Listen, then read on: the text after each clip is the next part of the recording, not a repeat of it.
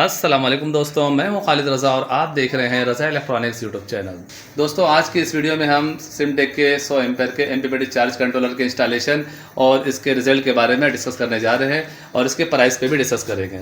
यहाँ पे हमारे पास फोनेक्स की TX 3000 बैटरी है और इसके साथ हमने कनेक्शन वगैरह लगा के सारी चीज़ें रेडी कर दी हैं। दोस्तों, हमने यहाँ पे चार्ज कंट्रोलर इंस्टॉल कर दिया है और ये देखिए, ये इनपुट की वायर है जो कि आके लग रही है। इनपुट और आउटपुट दोनों में हमने ब्रेकर दिया है और इनपुट में इसके वोल्ट 120 है, 170 वोल्ट तक आप इसे दे सकते हैं। 6 सोलर पैनल यहाँ पे लगाए गए हैं, 180 के 4 हैं और 200 के 2 सोलर पैनल यहाँ पे लगाए गए हैं।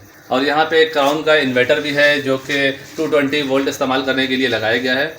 यहाँ पे आप देखें, इस वक्त जो है बैटरी के वोल्ट 14.4 हैं और सोलर से 110 वोल्ट आ रहे हैं, 3 एम्पेयर आ रहा है और ये हमारी बैटरी को 21 एम्पेयर बना के दे रहा है, क्योंकि बैटरी तकरीबन फुल हो चुकी है और इसी वजह से इसके एम्पेयर कम है। इससे पहले हमने इसे चेक किया था, उस वक्त इसके एम्पेयर 40 तक जा रहे थे। अभी हम इस पर लोड डालते हैं और दोबारा इसके एम्पेयर चेक करते हैं। दोस्तों, यहाँ पे हमने लोड ऑन कर दिया है और आप देख सकते हैं यहाँ पे 36 एम्पेयर शो होने लगा है। इसके एम्पेयर इंक्रीज़ हो गए हैं। पहले बैटरी फुल होने की वजह से एम्पेयर कम दे रहा था, अभी ये 36 एम्पेयर से हमारी बैटरी को चार्ज कर रहा है। अगर बैटरी ज़्यादा लो होगी तो इसके एम्पेयर 50 तक जाएंगे। दोस्तों, यहाँ पे हमने इनपुट में 6 mm का वायर इस्तेमाल किया है और टोटल यहाँ पे ज़्यादातर जो वायरिंग की गई है 6 mm वायर से की गई है। पंखों के लिए हम यहाँ से डायरेक्ट बैटरी से 2 mm के वायर हर कमरे के लिए अलग से ले गए हैं। AC/DC पंखों के लिए 12 वोल्ट के लिए 2 mm की वायर हर पंखे के लिए हम यहाँ से ले गए हैं। पंखे की हर तार को बैटरी से अलग ले जाने से हमें ये फ़ायदा मिलता है कि पंखे की स्पीड हमें बराबर मिलती है। अक्सर आपने देखा होगा DC में पंखे की स्पीड कम हो जाती है, तो DC सप्लाई में कम स्पीड होने का यही वजह है कि तार 1 होती है और पंखा 3 होता है, तो जिसकी वजह से स्पीड जो है वो कम हो जाती है। अगर आप चाहते हैं बराबर स्पीड रहे तो हर कमरे के लिए अलग से आप डायरेक्ट बैटरी से तार ले जाएँ और बल्ब के कनेक्शन अलग दें। बल्ब के लिए हमने 1 mm का तार इस्तेमाल किया है। 1 mm में एक वायर में हमने 2 बल्ब लगाया है। 1 mm की एक वायर में आप 2 बल्ब लगाएंगे तो बल्ब की रोशनी आपको फुल मिलेगी। दोस्तों, आप बात करते हैं इनकी प्राइस की, तो ये जो बैटरी ली गई है इस वक्त इस बैटरी की कीमत 85,000 रुपये है।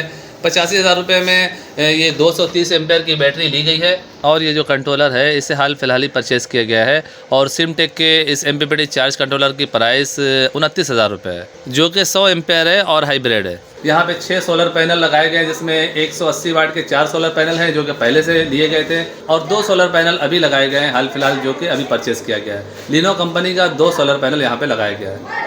दोस्तों, 12 वोल्ट का अगर आप सेटअप करना चाहते हैं तो इस तरह से आप एक बेहतरीन सेटअप कर सकते हैं। दोस्तों, सिंगल बैटरी के सेटअप में अगर आप 220 वोल्ट इस्तेमाल करेंगे तो आपको रिजल्ट सही नहीं मिलेगा, बैटरी का बैकअप ज़्यादा नहीं मिलेगा।